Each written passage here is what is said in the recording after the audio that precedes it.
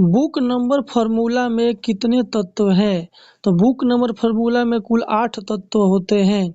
ये book number जो formula जो है इसको कोलन क्लासिफिकेशन यानी सीसी यानी द्विबिंदु वर्गीकरण में डॉक्टर रंगनाथन ने यूज किया था। और बुक नंबर जो फॉर्मूला है वो 8 है, जैसे L F Y S B S C और सी आर और ईवीएन होता है। एल का मतलब होता है लैंग्वेज, वाई का मतलब होता है एल ए एफ, एफ का मतलब होता है फॉर्म, वाई का मतलब होता है ईयर, ए का मतलब होता है एक्सेशन, एल एफ वाई ए भी, भी का मतलब होता है वॉल्यूम, एल एफ वाई ए भी एस, एस का मतलब होता है सप्लीमेंट, बी एस सी, सी का मतलब होता है कॉपी और सी आर का मतलब होता है क्रिटिसिजन नंबर या इवेल्युएशन नंबर। ये बुक नंबर फॉर्मूला जो है इसको डॉक्टर रंगनाथन ने कोलन क्लासिफिकेशन यानी द्विबिंदु वर्गीकरण में दिया था। एल एफ वाई ए भी एस सी और सी आर और ईवीएन नंबर, ये बुक नंबर का 8 फॉर्मूला है। ठीक है, आगे है श्रृंखला प्रक्रिया यानी चेन प्रोसीजर में कुल कितने कड़ी होती है? तो इसमें कुल 4 कड़ी होती है। चेन प्रोसीजर जो है जिसको हम लोग श्रृंखला प्रक्रिया बोलते हैं, इसका यूज भी डॉक्टर एस आर रंगनाथन ने कोलन क्लासिफिकेशन में यानी द्विबिंदु वर्गीकरण में यूज किया था। 1938 में प्रोलेगमा टू लाइब्रेरी क्लासिफिकेशन बुक में सबका यूज किया गया था। इसमें जो 4 कड़ी जो है चेन प्रोसीजर में, जिसमें पहला कड़ी जो है वो है शॉर्ट लिंक, दूसरा कड़ी जो है अनशॉर्ट लिंक, तीसरा कड़ी जो है फॉल्स लिंक, चौथा है आर्टिफिशियल लिंक। ठीक है, शॉर्ट लिंक उसे कहते हैं जिस लिंक से पुस्तक की मांगने की संख्या ज़्यादा हो उसको शॉर्ट लिंक है, और जिससे पुस्तक की मांगने की संख्या कम हो उसको अशॉर्ट लिंक बोलते हैं, और जो कनेक्टिंग सिंबल पर जाकर खत्म होता है उसको फॉल्स लिंक बोलते हैं। ठीक है, यानी शॉर्ट लिंक का हिंदी हुआ खोज कड़ी, अनशॉर्ट लिंक का हिंदी हुआ अखोज कड़ी, फॉल्स लिंक का मतलब हुआ मिथ्या कड़ी, और आर्टिफिशियल लिंक का मतलब होता है कृत्रिम कड़ी। इसका कोलन क्लासिफिकेशन में यूज किया गया है। फेज रिलेशन यानी दशा संबंध का चिन्ह क्या है? तो 0 है। दशा संबंध का यूज भी डॉक्टर एस आर रंगनाथन ने कोलन क्लासिफिकेशन के फर्स्ट एडिशन से ही यूज करते आ रहे हैं। और फेज रिलेशन जो है ये सब डेप्थ क्लासिफिकेशन में सबका यूज किया जाता है। इसका 3 प्रकार है ये फेज रिलेशन का, इंट्रा सब्जेक्ट फेज रिलेशन, ठीक है, इंट्रा फेसेट फेज रिलेशन और इंट्रा एरे फेज रिलेशन, ये 3 प्रकार है। ठीक है, और इसका जो जो इसका जैसे इसमें होता है GBCDI, जी फॉर्म होता है जनरल, और बी का मतलब होता है बायस, ठीक है, सी का मतलब होता है कंपैरिजन, डी का मतलब होता है डिफरेंस और आई का मतलब होता है इन्फ्लुएंस। ये इसका 5 स्तर है।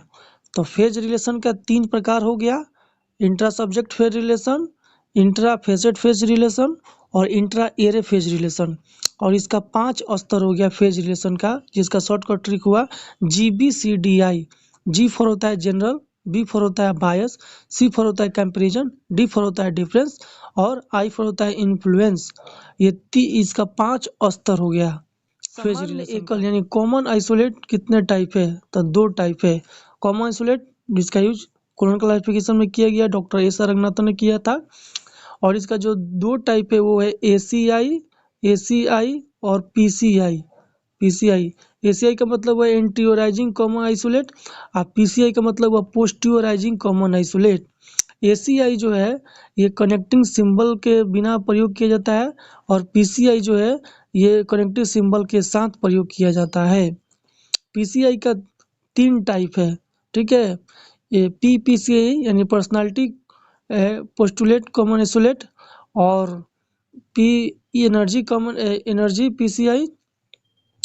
ये ठीक है, तो इसका 3 टाइप पीसीआई का, और एसीआई का 2 टाइप है, आफ्टर जो स्पेस फेसेट होता है और बिफोर आप ये स्पेस फेसेट, ये सब एसीआई का 2 टाइप है। एसीआई जो है ये कनेक्टिव सिंबल के बिना प्रयोग किया जाता है, और पीसीआई जो है कनेक्टिव सिंबल के साथ प्रयोग किया जाता है। कोलन क्लासिफिकेशन में ये कॉमन आइसोलेट यानी समान एकल है।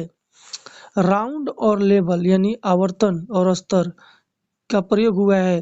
तो राउंड और लेवल का जो यूज जो है वो आपको कॉमन आइसोलेट में इसका यूज किया गया है। ठीक है, इसको कॉमन आइसोलेट इसको कोलन क्लासिफिकेशन में इसका भी यूज किया है डॉक्टर एस आर रंगनाथन ने। कूलन क्लासिफिकेशन का हिंदी होता है द्विबिंदु वर्गीकरण। राउंड जो होता है ना, एक ही पक्ष का एक से अधिक बार प्रयोग होना वो राउंड कहलाता है। जैसे आपको पता है कि कूलन में 5 ठो फंडामेंटल कैटेगरी है, जैसे PMEST बोलते हैं, P for personality, M for matter, E for energy, S for space और T फॉर टाइम। ये मेरे को प्रीवियस लेक्चर में बताया था मित्रों। तो इसमें जो है ना उसी का इसका यूज किया जाता है। नेक्स्ट जो है आवर्तन यानी राउंड किसका होता है, तो PME का राउंड होता है। P फॉर होता है पर्सनालिटी, M फॉर होता है मैटर और E फॉर होता है एनर्जी। P का जो कनेक्टिव सिंबल है वो आपका कोमा है, मैटर का कनेक्टिव सिंबल होता है वो सेमी कोलन है और एनर्जी का कनेक्टिव सिंबल जो है वो कोलन है। ठीक है, रंगनाथन ने सबसे पहले इसी कोलन का यूज किया था, इसीलिए इसको द्विबिंदु वर्गीकरण पद्धति बोलते हैं। और पर्सनालिटी को रेसिड्यू मेथड भी बोलते हैं, याद रखिएगा। अवशेष विधि, ठीक है। स्तर यानी लेवल किसका होता है, तो PST का लेवल होता है। ध्यान दीजिएगा दोस्तों, P बता दिया आपको, P for personality, S for space, T for time. Space का कनेक्टिव सिंबल डॉट है और टाइम का कनेक्टिव सिंबल उल्टा उदाहरण चिन्ह सिंगल इन्वर्टेड कमा है। तो P जो है ना, P का राउंड भी होता है और P का लेवल भी होता है।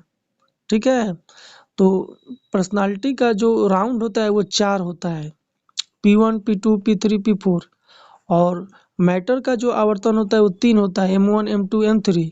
और एनर्जी का जो राउंड होता है वो 2 होता है, E1 और E2। एनर्जी का योग समस्या और समाधान के लिए किया जाता है। और PST देख रहे हैं, इसका लेवल होता है। देखिए पर्सनालिटी का 4 राउंड भी होता है और 4 लेवल भी होते हैं, यानी स्तर होता है, 1P, 2P, 3P, 4P।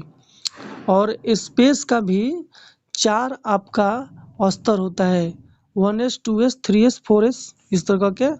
लेकिन टाइम का 2 ही होता है। ठीक है, स्तर आपका। अगर ये P के पहले अगर ये लगा रहेगा इस तरह 1, तो ये आपका स्तर कहलाएगा। और अगर P के बाद ये रहेगा तो ये सब राउंड कहलाएगा। यानी इंडो अरेबिक नंबर का यूज जो PMEST के पहले यूज किया जाता है, जैसे P के पहले इंडो अरेबिक नंबर लगा दिए 1, तो ये आपका हो जाएगा राउंड। लेकिन अगर PMEST के बाद इंडो अरेबिक नंबर का यूज किया जाता है, जैसे P2, P3, ये सब देख रहे हैं, ये आपका क्या लेवल है। तो इस बात का आप ध्यान दीजिएगा कि PMEST का ही राउंड और लेवल होता है। और P का 4 लेवल होता है, मैटर का जो है वो आवर्तन होता है 3 और एनर्जी का भी आवर्तन होता है 2। लेकिन पर्सनालिटी का आवर्तन और लेवल दोनों होता है। पर्सनालिटी का 4 स्तर होता है और स्पेस का भी 4 स्तर होता है, लेकिन टाइम का 2 ही स्तर होता है, यानी लेवल होता है। इन सब का यूज कूलन क्लासिफिकेशन में डॉक्टर S रंगनाथन के द्वारा किया बनता है। कॉल नंबर का हिंदी होता है क्रमांक संख्या। तो कॉल नंबर जो है ना वो क्लास नंबर यानी वर्गांक संख्या, बुक नंबर यानी ग्रंथांक संख्या, कलेक्शन नंबर यानी संग्रहांक संख्या, इन तीनों को मिलाकर के कॉल नंबर बनता है। ठीक है, पुस्तक की ये एक पहचान होती है। ठीक है, विषय यानी सब्जेक्ट के कितने टाइप है अकॉर्डिंग टू लाइब्रेरी साइंस में। तो लाइब्रेरी साइंस में जो विषय या सब्जेक्ट के जो टाइप है 3 है। आपको पता है कि पहले बेसिक सब्जेक्ट होता है, फिर कंपाउंड सब्जेक्ट होता है और फिर कॉम्प्लेक्स सब्जेक्ट होता है। तो बेसिक सब्जेक्ट जैसे मान लीजिए बायोलॉजी है, मैथमेटिक्स है, हिस्ट्री है, ये सब देखिए एक विषय से रिलेटेड है, तो ये सब आपका बेसिक सब्जेक्ट हो गया। लेकिन इसी बेसिक सब्जेक्ट का किसी एकल हो, जैसे एग्रीकल्चर ऑफ राइस, इसमें बेसिक सब्जेक्ट क्या है एग्रीकल्चर और इसका एकल क्या है राइस है। तो एग्रीकल्चर ऑफ राइस नाम के मान लीजिए कोई बुक रहेगा तो वो कंपाउंड सब्जेक्ट कहलाएगा, यानी संयुक्त विषय। और तीसरा जो कॉम्प्लेक्स सब्जेक्ट यानी जटिल सब्जेक्ट, वो 2 बेसिक सब्जेक्ट से मिल करके बनता है। जैसे बायोलॉजी प्लस केमिस्ट्री को मिला दीजिएगा तो एक नया सब्जेक्ट बनेगा बायोकेमिस्ट्री। बायोलॉजी भी एक मौलिक सब्जेक्ट है, बेसिक सब्जेक्ट है, केमिस्ट्री भी एक मौलिक सब्जेक्ट है यानी बेसिक सब्जेक्ट है। दोनों को मिला दिए तो एक नया सब्जेक्ट बना जिसको बोल रहे हैं बायोकेमिस्ट्री। तो ये बायोकेमिस्ट्री जो है ये एक जटिल सब्जेक्ट यानी कॉम्प्लेक्स सब्जेक्ट है। समझे? 2 बेसिक सब्जेक्ट से एक नया सब्जेक्ट उत्पन्न होता है, उसको कॉम्प्लेक्स सब्जेक्ट कहते हैं। तो सब्जेक्ट का 3 टाइप हुआ, बेसिक सब्जेक्ट, कंपाउंड सब्जेक्ट और कॉम्प्लेक्स सब्जेक्ट। बेसिक सब्जेक्ट किसी एक विषय से संबंध रखता है, जैसे biology, history, math, political science, ये सब। और किसी बेसिक सब्जेक्ट के एकल से उत्पन्न जो सब्जेक्ट होता है उसके कंपाउंड सब्जेक्ट कहते हैं, जैसे एग्रीकल्चर ऑफ राइस, ठीक है, थर्मोडायनेमिक्स ऑफ फिजिक्स, तो ये फिजिक्स का ही पार्ट है थर्मोडायनेमिक्स, तो ये कंपाउंड हो गया। और 2 बेसिक सब्जेक्ट मिलकर एक नया सब्जेक्ट बन जाता है, तो उसको कॉम्प्लेक्स सब्जेक्ट कहते हैं, जटिल विषय। जैसे बायोकेमिस्ट्री, बायोलॉजी प्लस केमिस्ट्री मिलकर के एक नया सब्जेक्ट बनाया बायोकेमिस्ट्री, तो बायोकेमिस्ट्री एक कॉम्प्लेक्स सब्जेक्ट हुआ। कोलन वर्गीकरण के फर्स्ट एडिशन में कुल कितना पेज था? तो 307 गो पेज था। कोलन जो क्लासिफिकेशन का जो फर्स्ट एडिशन आया था 1933 में, द्विबिन्दु वर्गीकरण होता है कोलन क्लासिफिकेशन का हिंदी, इसमें कुल 307 पेज था। ये कुल 3 भागों में था। पहला भाग था रूल, दूसरा भाग था शेड्यूल और तीसरा भाग था आपका इंडेक्स। रूल मतलब नियम, शेड्यूल में होता है अनुक्रमणिका, ठीक है, और इंडेक्स का मतलब जानते हैं आप लोग हिंदी। तो सबसे ज़्यादा जो पेज था ना वो शेड्यूल में ही था, 135 से ऊपर ही के आसपास पेज था। रंगनाथन को उपाधि मिली है, रंगनाथन साहब को बहुत सारी उपाधि मिली है। इनको लाइब्रेरी साइंस का जनक मानते हैं भारत में। इनको राव साहब को उपाधि मिली थी 1937 में ब्रिटिश सरकार की तरफ से। पद्म पुरस्कार इनको मिला है 1957 में, पहला पद्म पुरस्कार इन्हीं को मिला था भारत में।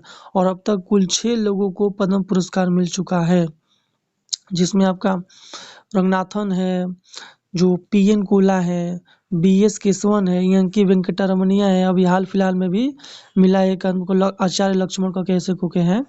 डीलिट यानी डॉक्टरेट ऑफ लाइब्रेरी साइंस के भी सबसे बड़ा उपाधि होता है डॉक्टर ऑफ लाइब्रेरी साइंस। इनको सबसे पहले जो है ना दिल्ली यूनिवर्सिटी द्वारा इनको 1947 के आसपास ये उपाधि मिली थी।